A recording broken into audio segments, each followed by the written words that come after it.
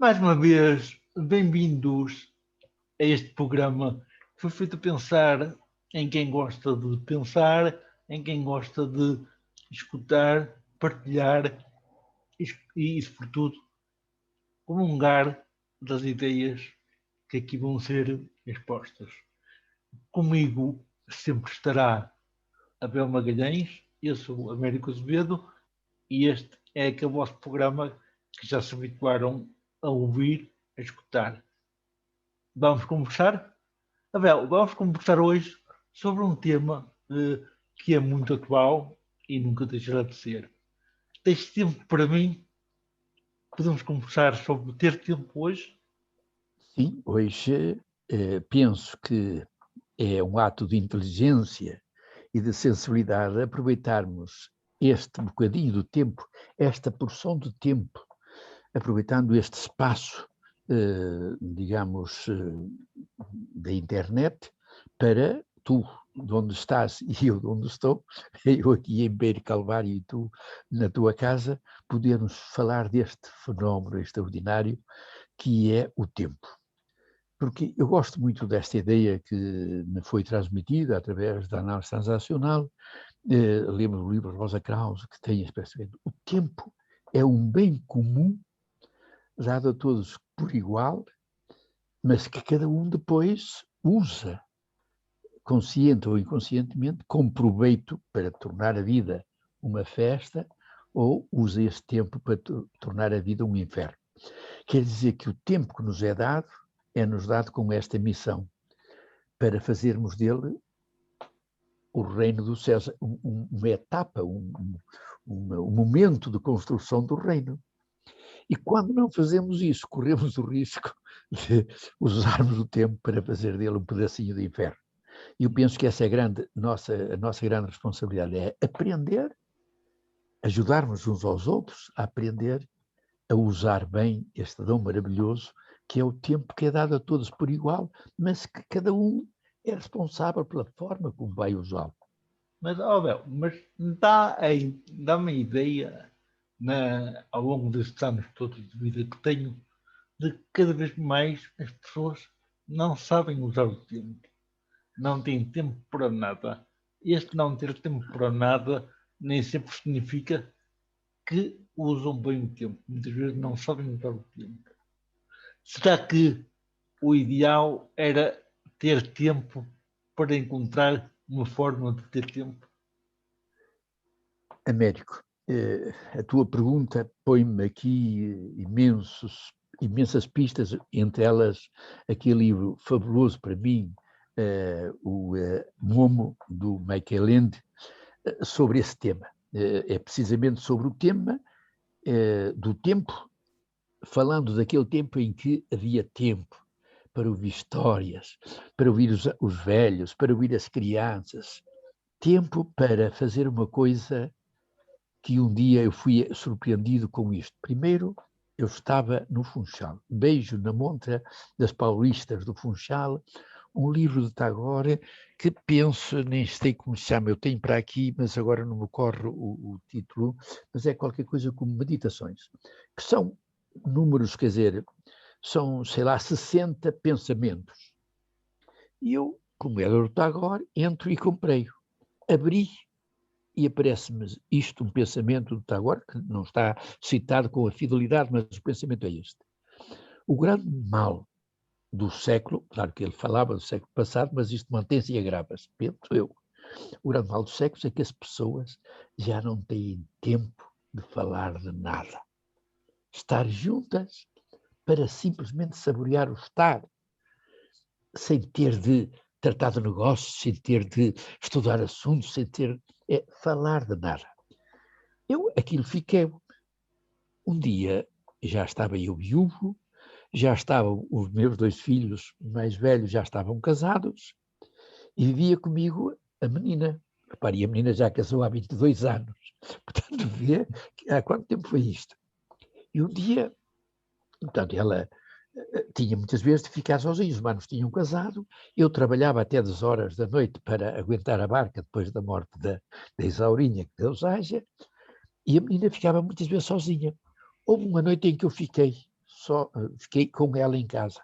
Estava a televisão acesa e nós ficámos ali os dois a conversar. A televisão estava acesa, mas nenhum de nós estava a acompanhar o programa. E ela sai-se com esta, repara a coincidência das palavras dela com o está agora. Ai, papá, as saudades que eu tinha de estarmos aqui os dois a falar de nada. Eu penso que o grande desafio, Américo, é nós deixarmos de ter tempo programado para tudo. E eu penso que isto tem a ver com um pensamento que anda por aí em pagelas que diz: tens muito que fazer, não, tu tens muito que amar. E é caso para dizer, uma expressão que eu fixei do já falecido, que era bispo de Porto Alegre, penso, o Dom António Maurício, que foi depois bispo de Aveiro, morreu, penso que como bispo de Aveiro ou emérito. Ele diz isto num livro que se chama A Criança que Brincava com a Lua. Ele apresentando esse livro, que era do padre medieval, o padre cantor alcoólico. E o prefaciador, o bispo de Porto Alegre, na altura, se a memória me não falha, diz isto: tempo que não chega para o amor desumaniza o homem e enche o mundo de tédio. Repara esta profundidade. Tempo que não chega para o amor desumaniza o homem e enche o mundo de tédio. Há para aí também nesses pósteres um até que diz assim, que os namorados gostavam muito de oferecer, lá no meu tempo, que é: amar é ter tempo para o amor. Mas, voltando então à proposta da análise transacional, eu acho isto maravilhoso. Diz a análise transacional que todas as pessoas, portanto, isto é feito de uma observação, o comum das pessoas, vamos dizer, todas as pessoas gastam o seu tempo de 6 maneiras, o que eles chamam estruturação do tempo, que não é gestão do tempo, é a forma como estruturamos o tempo e depois de cada estruturação, de cada estrutura, depois cada um é que gera. E o segredo está aí, as 6 formas em que nós todos os humanos gastamos o tempo e depois que tempo damos a cada uma dessas estruturas, digamos assim. E a primeira, assim, aquilo está por hora, são 6 estruturas, e cada uma elas seguem-se por uma ordem decrescente, por uma ordem crescente digamos, de tempo em que há toque. Toque não seja no sentido de eu conhecer que tu estás em contacto comigo, tu reconheceres que estás em contacto comigo. Eu contigo, tu comigo. Portanto, a primeira forma é a solidão. Todos nós precisamos que nos deixem em paz de vez em quando. Às vezes mesmo no amor, a melhor prenda que podemos receber é: se me deixasse sozinho um bocadinho, ai como eu sentia quanto tu me amas. Eu agora preciso de estar sozinho. E ainda, repare, eu não vi o filme, mas lembro uma vez, a minha filha, que sabia que eu gostava muito deste tema, um dia dizer: ai papá, estava aqui a ver um filme sobre Napoleão que me fez lembrar tanto de ti. Napoleão, bem lá de uma batalha cansada, e entrou na sua tenda e estava a Josefina à espera dele. Ele mecanicamente entrou, cumprimentou, deu-lhe um beijo e sentou-se. E ficou em silêncio. Ela ficou na cadeira dela em silêncio. Às tantas, o Napoleão diz assim: sabes porque é que eu gosto de ti, Josefina? É que contigo eu posso ficar calado. Para mim, a experiência do silêncio na relação interpessoal de qualidade é uma das grandes qualidades de que as pessoas sabem relacionar-se, deixar o outro em silêncio quando ele precisa. E todos nós sabemos que precisamos do silêncio. Claro que há silêncios que nós dizemos de circuito positivo e de circuito negativo. Mas passando, que é para o que o tempo foge, é Jesus. Só ficam a 6. A segunda forma, ou a segunda estrutura, é os rituais. Todos nós gastamos muito tempo em rituais. Tu começaste este programa por saudar os potenciais espectadores. Dizemos que o ritual é uma porta de entrada no desconhecido. E aí eu sempre gostava, de quando dava isto, de contar do senhor Pedro Gomes Pedro, que era assim que o senhor se chamava, um alentejano de Évora, que era motorista. E que, como era pracista, então um dia pedir-lhe um serviço para o Porto. Ele nunca tinha vindo ao Porto. Disseram: você chega a Gaia, há uma ponte que o passa por lá, você, atravessando essa ponte, está no Porto. E ele, à sua maneira de alentejano, atravessou a ponte, parou o carro, na primeira pessoa que encontrou, dirigiu-se à boa maneira alentejana. Ó, compadre, onde é que fica a rua não sei quê? O portuense, à maneira de portuense que era, olhou o homem de cima a baixo e diz-lhe: desculpe, a rua onde o senhor está é a rua do se faz favor. A rua por onde o senhor quer ir. O homem não cumpriu os rituais, apanhou ali uma questão a dizer: eu cada vez que vou ao Porto sempre me lembro de a rua onde o senhor está, chama-se a rua do se faz favor. Quer dizer, os rituais são necessários, mas lá está, também podem ser usados no circuito positivo ou negativo. Há pessoas que são tão, como é que é dizer, formais, tão mascaradas com a politesse, que a gente nunca sabe quem é que está por trás do santo, de pau nojento, santo por fora e diabo por dentro. Então a gente precisa de falar também, ousar falar com o coração nas mãos, acreditando que o outro também, pronto, e estarmos atentos. Portanto, os rituais é a segunda estrutura. A terceira são os passatempos. Repara a importância do tempo em passatempo. Contar uma anedota, ouvir, contar uma história. Eu lembro-me do meu tempo de formador, tu passaste comigo pouco tempo, mas eu sempre tinha uma anedota, uma história para explicar alguma matéria. E contava, porque é importante aliviar o peso do tempo. Então, um passatempo, uma historinha, a propósito disso, aquilo, sempre me encanta. Eu tive como professor de introdução ao direito uma figura que chegou a não ser muito simpática, mas que foi um grande homem, enfim, em Coimbra, o Dom Gourico Dias Nogueira, que foi bispo de Braga e morreu como bispo de Braga. Ele era engraçado. Eu que não gostei nada de direito, adorei a introdução ao direito, porque era ele que dava, tinha sempre uma história. Portanto, os rituais são precisos para isto. A quarta forma, já só faltou, a quarta forma são as atividades. A atividade, em termos de tempo, é, por exemplo, nós agora estamos em atividade. Estamos a fazer aqui uma atividade que se chama uma entrevista, a fazer um vídeo para partilhar com alguém. Estamos em atividade. Como estamos em atividade, quando dormimos, é a nossa atividade de descansar o corpo para que poder. Estamos em atividade quando comemos. Portanto, a atividade é também uma forma de ocupar o tempo, que também pode ser usada no circuito positivo ou no circuito negativo.